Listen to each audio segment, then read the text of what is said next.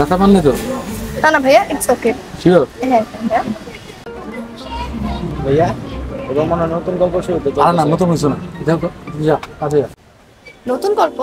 কেন ভাইয়া, আপনি কি কোনো লেখক নাকি? আর না, লেখক টেখক কিছু না, এখানে আমি একটা ইভেন্ট অর্গানাইজ করি তো, সো ওটার কাজে এখানে আসা। ভাইয়া আপনারা তো খুব মজার মানুষ, আপনার সাথে সাথে তাহলে কাজ করা উচিত। হ্যাঁ, ইউ ক্যান জয়েন আস। তুমি ফ্রি নাকি? আসেন আমরা একসাথে বসি, গল্প টল্প করি। হ্যাঁ ভাইয়া, বসা যায়, চলো। আপনি কি ইভেন্টের ম্যানেজার? না না না, ম্যানেজার না, মানে বেসিক্যালি পেজটা আমারই এটা, সো আমি নিজে অর্গানাইজ করি। আর বাস্তবে এটা যতটুকু ইজি মনে হয় অতটুকু ইজি না, একটু ডিফিকাল্ট আছে মোটামুটি। তাহলে আপনি এই পেশা কেন বেছে নিলেন? এই পেশার আরেকটা ভালো দিক হচ্ছে এটার মাধ্যমে নতুন নতুন মানুষ চেনা যায়, যেমন আজকে আপনাকে চিনলাম। এটা খুব সুন্দর উত্তর, কিন্তু নতুন মানুষের সাথে কাজ করতে কি একটু হার্ড হয় না আপনার জন্য? কঠিন হলেও বেসিক্যালি এই চ্যালেঞ্জটা কিন্তু মজা। ভাইয়াকে প্রেমের ফর্মুলা শিখা দিতেছে না কাজের গল্প করতেছে কোনটা? মনে হচ্ছে কাজের গল্পের মধ্যে প্রেমের গন্ধ লুকিয়ে আছে। বাই দ্য ওয়ে, আপনার কার্ডটা কি দেওয়া যাবে? আমার মনে হচ্ছে আমার বিয়ের ইভেন্টটা আপনাকে দিয়ে সামলাতে হবে। হয় না, সমস্যা নেই।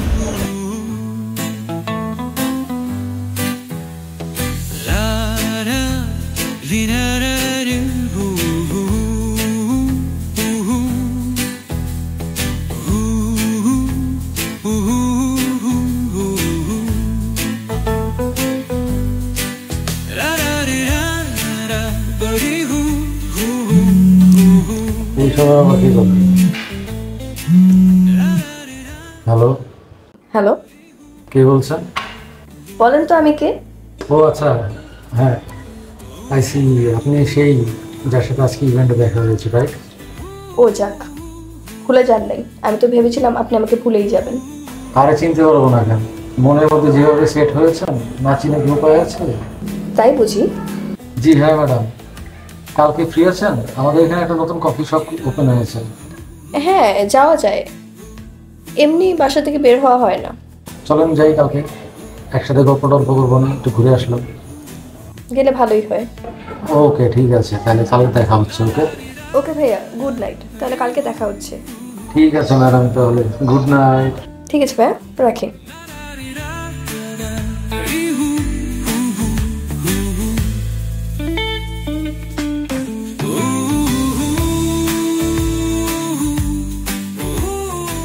আরে কি খবর তোমাদের? সমস্যা নেই তো? একটু জ্যাম ছিল। আরে তোমার কি অবস্থা বলো, পড়ালেখা কেমন চলতেছে? আলহামদুলিল্লাহ ভাবি, সব ভালো চলতেছে। আর পড়ালেখা ইভেন্ট লাইফ আছে না, আর পড়ালেখা কিছু তাই ওই ফ্রি ছিল বাসায়, এই জন্য নিয়ে আসলাম ওর সাথে। যাক, ভালো করেছো ওকে নিয়ে এসেছো। আর কি শুনলাম, ওকে নাকি তুমি ইভেন্টে প্রত্যেকদিন নিয়ে যাও? আরে নিউলি বিজনেস স্টার্ট করতেছি না, তো আমার বিশ্বস্ত কাউরে তো লাগবে, আর ওরা ছাড়া এমনি ভালো লাগে না আমার, সারা সবসময় ওর সাথে থাকি তো, এই আর কি। যাক ভালোই, তোমাদের দুই ভাইয়ের এত অ্যাটাচমেন্ট দেখে আমার কাছে খুবই ভালো লাগতেছে। আসলে এই যুগে আর এরকম অ্যাটাচমেন্ট দেখা যায় না। আমার যদি একটা ভাই থাকতো। ছোট ভাই নিয়ে টেনশন করা লাগবে না, অলরেডি তুমি ছোট ভাই পেয়ে গেছো। একটু আগে তোমার কি বলে ডাকলো তুমি শোনো নাই? কি বলে ডাকছিল জানো? আচ্ছা, আমরা কি শুধু আড্ডাই দিব, গল্প করবো, কিছু একটা অর্ডারও দিই? হ্যাঁ, কিছু একটা অর্ডার দাও। সকাল থেকে কিছু খাই না, 3 ঘন্টা তো তুমি আচ্ছা সাথে খাইস। এক্সকিউজ মি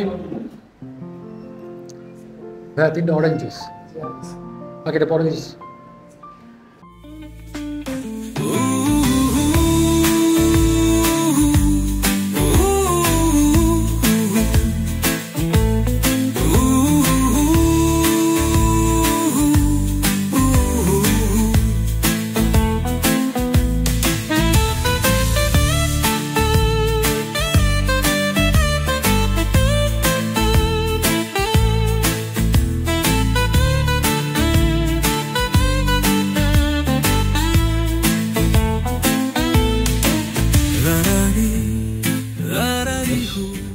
সুন্দর প্রেম করতেছে। আর যে আমার যদি একটা গার্লফ্রেন্ড থাকতো, একা একা বসে জুসটা খাওয়া লাগতো না। আর গার্লফ্রেন্ড নাই বলে একা একা জুসটা খাওয়া লাগতেছে। থাক, আমার ভাই যে জিনিস ওই থাকতে আমার আর প্রেম করা লাগবে না, কিন্তু নিজে কি করবো। আচ্ছা,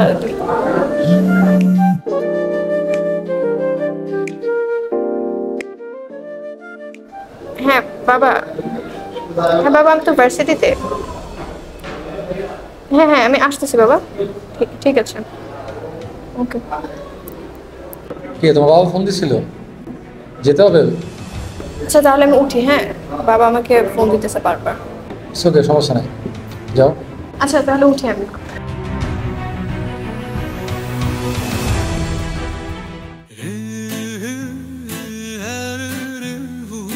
সেটা কেমন লাগলো? বাবিরা মানা ছিল আমার সাথে। দোয়া করিস, আজকে কিন্তু ভালোই টাইম কাটলো। ফিট করছে? হ্যাঁ, প্রেম করছিল। তাহলে আমরা উঠি আজকে, অনেকটা অনেক হয়ে গেছে কোথাও।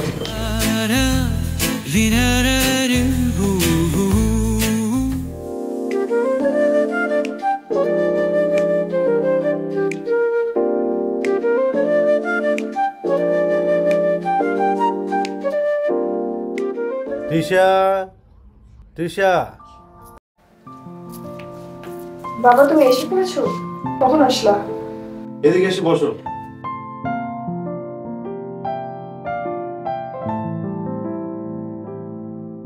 তুমি কি ভেবেছিলে আমি আরো পরে আসলে তোমার জন্য ভালো হতো? কথা বলছো না কেন? আমি তো তোমার ভবিষ্যৎ নিয়ে শঙ্কিত। আস্তে না আস্তে আমার সব শুনতে হলো। দেরি করে রাতে ফিরো বাসায়, তারপরে আবার কোন ছেলে জানি তোমাকে ড্রপ করে দিয়ে যায়। বাবা একটাবার আমার কথাটা শুনো। কি শুনবো আমি?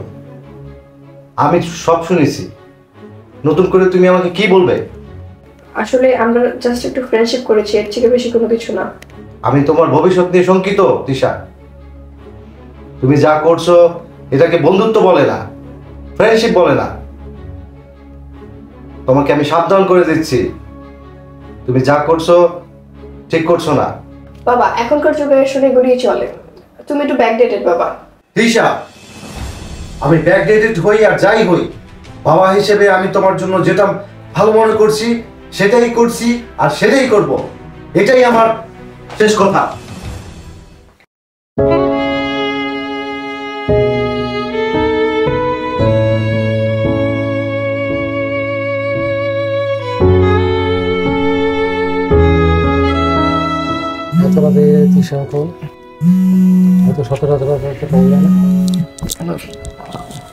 হ্যালো,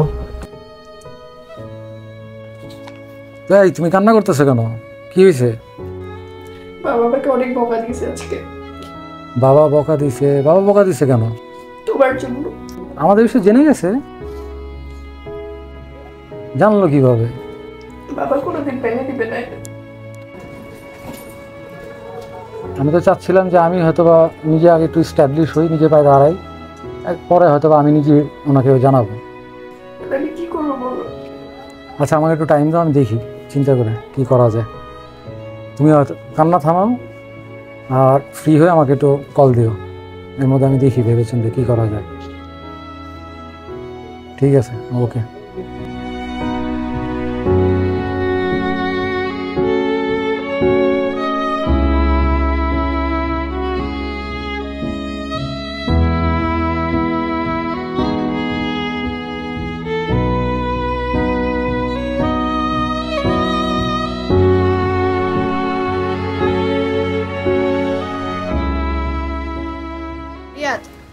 তোমার মতো একজনকে আমার জীবনে পেয়ে আমি নিজেকে অনেক ভাগ্যবতী মনে করছি।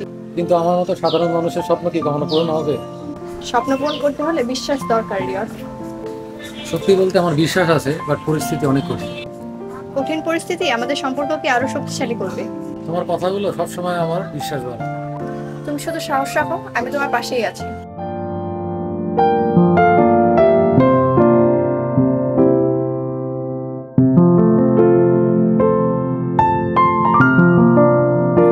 তৃষা,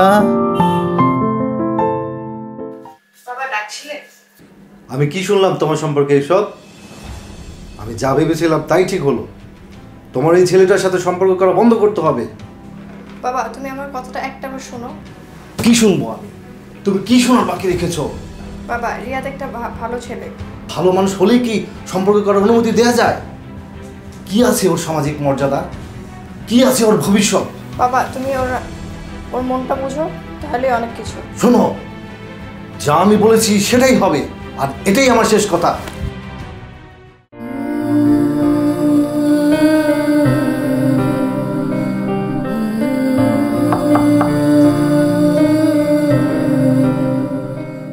কি শুনলাম এগুলো তোমার ব্যাপারে? ছেলেটাকে বাবা যাই বলুক না কেন, আমি রিয়াদকে অনেক ভালোবাসি, আমি ওকে কখনোই ছাড়বো না। আঙ্কেল যাই বলুক না কেন, তোমার ভবিষ্যতের জন্য সেটাই ভালো। কি বললে সাফিন? বেশি লেগেছে নাকি? আমার আবেগে কাজ করতেছিল, বিবেকে কাজ করে নেই, বুঝতে পেরেছিস? বলতো সাফিন, ভালোবাসা কি ভবিষ্যৎ নষ্ট করে? আমি তো জাস্ট একটু স্বাধীনতা চেয়েছিলাম। তাহলে তুমি তোমার বাবার সাথে কথা বলে দেখো, তোমার বাবা কি বলে। বাবা আমাকে একটু বোঝার চেষ্টা করে না, বাবা মনে করে সে যা বলে সেটাই সত্যি।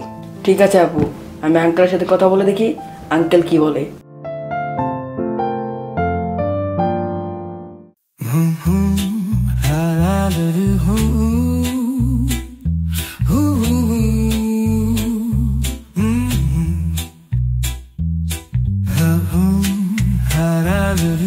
তুমি আমার, তবু আমি তোমাকে করতে দিই।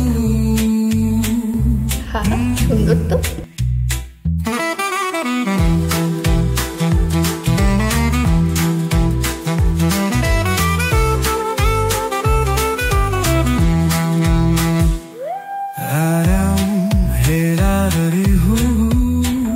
আবার এখানেও কে রাখবে? দেখি তো কি লিখেছে। ঘুম হতে চাই তোমার সাথে। বাবা আমি দেখি।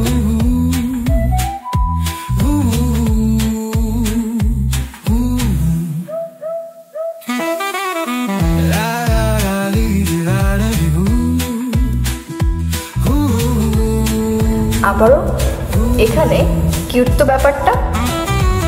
টেবিল, বেলুন, আবার লেখা তোমার জন্য। কিউট তো ব্যাপারটা, ভালো লেগেছে। সামনে দেখি আর কি থাকতে পারে।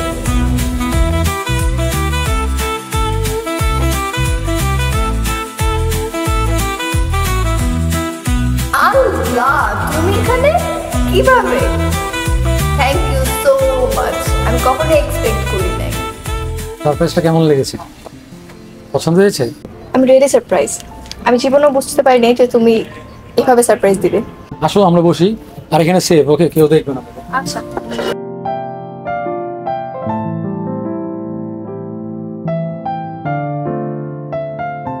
তারপর আসতে কষ্ট হয়নি তো?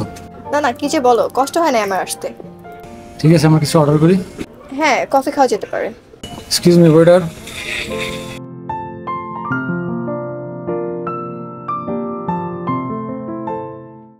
রিয়াদ, আমি তোমাকে একটা কথা বলতে চাচ্ছিলাম। বাবা আমাকে বিদেশে নিয়ে যেতে চাচ্ছে। কি আর বলবো, তুমি তো বলছিলে কঠিন পরিস্থিতি আমাদের সম্পর্ককে আরো শক্তিশালী করবে। রিয়াদ, আমি তোমাকে ছেড়ে কোনোদিন থাকতেও পারবো না আর যেতেও পারবো না। চিন্তা করো না, আমি তোমার পাশে আছি। আমাদের একসাথে মিলে লড়াই করতে হবে আমাদের সম্পর্ককে টিকিয়ে রাখার জন্য। রিয়াদ, আমাদের কি লড়াই করার শক্তিটা আছে? দেখো তিশা, তুমি চলে গেলে আমি সত্যি বলতে অনেক একা হয়ে যাই। আমি তোমাকে ছেড়ে কখনো থাকতে পারবো না আর যেতেও পারবো না। আমি অনেক চেষ্টা করতেছি নিজেকে প্রতিষ্ঠিত করার জন্য, বাট আমাকে একটু সময় দিতে হবে।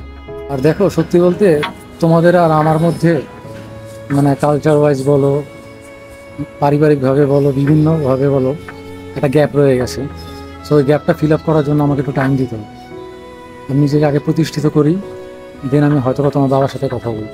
রিয়াদ, আমার এখন আর কিছু ভালো লাগতেছে না, আমি তাহলে উঠি। তিশা শোনো, আমি তোকে দিয়ে আসি আগে। না থাক, লাগবে না।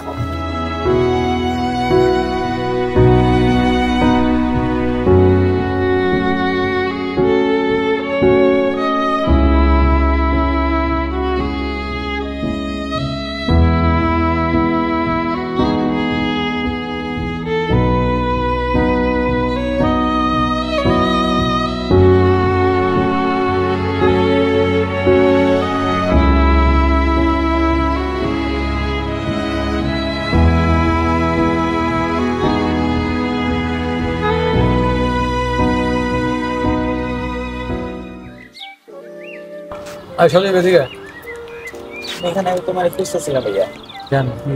একটা আইডিয়া পাইছি। আচ্ছা সজীব, বল দেখি কি আইডিয়া। তিশা আমার বাবাকে বোঝানোর একটা উপায় আছে। বল দেখি। আমাদের প্রমাণ করতে হবে তুমি একজন দায়িত্বশীল এবং সফল ব্যক্তি। সেটা কিভাবে? কয়েকদিন পরে তিশা বাবার জন্মদিন আছে। আচ্ছা, তখন আমাদের একটা ইভেন্ট করে তার বাবাকে দেখাতে হবে যে তুমি একজন যোগ্য ব্যক্তি। আইডিয়াটা খারাপ না, করা যায়। দেখি তাহলে আমি তিশার সাথে কথা বলে দেখি, দেখে তারা জানাই।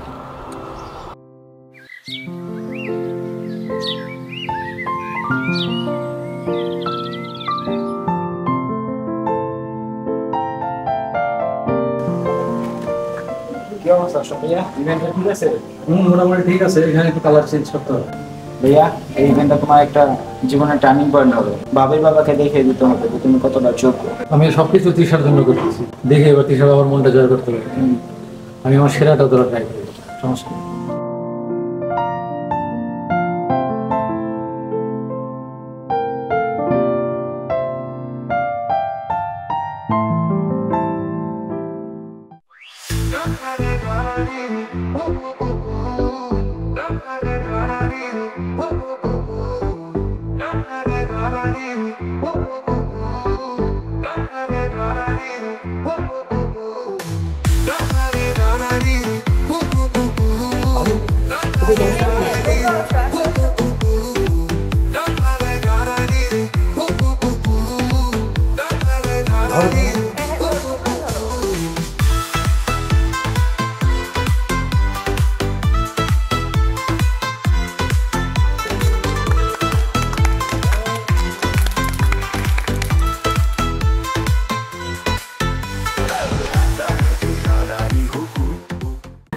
থ্যাংক ইউ সো মাচ বাবা, এত সুন্দর একটা ইভেন্ট আমার জন্য প্ল্যান করার জন্য। তুমি আমার একমাত্র মেয়ে মা, আমার যা কিছু তো সব তোমার জন্য।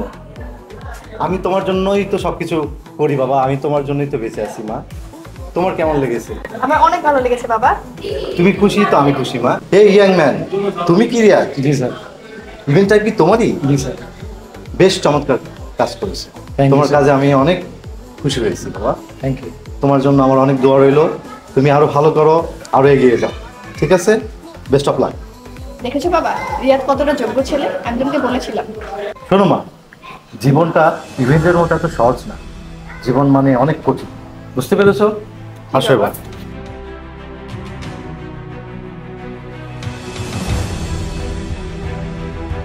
রিয়াদ আজকে আমি চলে যাচ্ছি। তুমি তো বলেছিলে আমাদের ভালোবাসা শক্তিশালী করতে হবে। তুমি আমার জন্য অপেক্ষা করো, আমি তোমারই। আমি তোমার জন্য অপেক্ষা করব। সত্যি বলতে তিশা, আমি কখনো ভাবিনি আমি তোমাকে পাবো, আর কখনো তো এটাও ভাবিনি যে আমি পাওয়ার আগে তোমাকে হারিয়ে দেবো। আচ্ছা আমাকে বাবা ফোন দিয়েছে, আমি যাই, তুমি ভালো থেকো।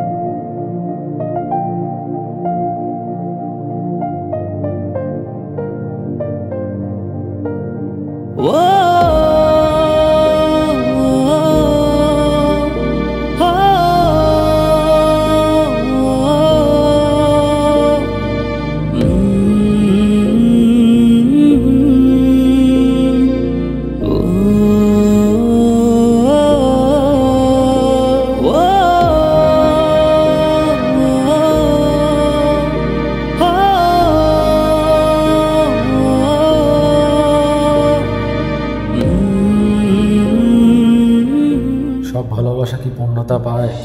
পায় না। যদি সব ভালোবাসা পূর্ণতা পেত তাহলে পৃথিবীতে আর কষ্টই থাকতো। এভাবেই থেকে যায় সাধারণ মানুষের কিছু অসাধারণ ভালোবাসার কাহিনী।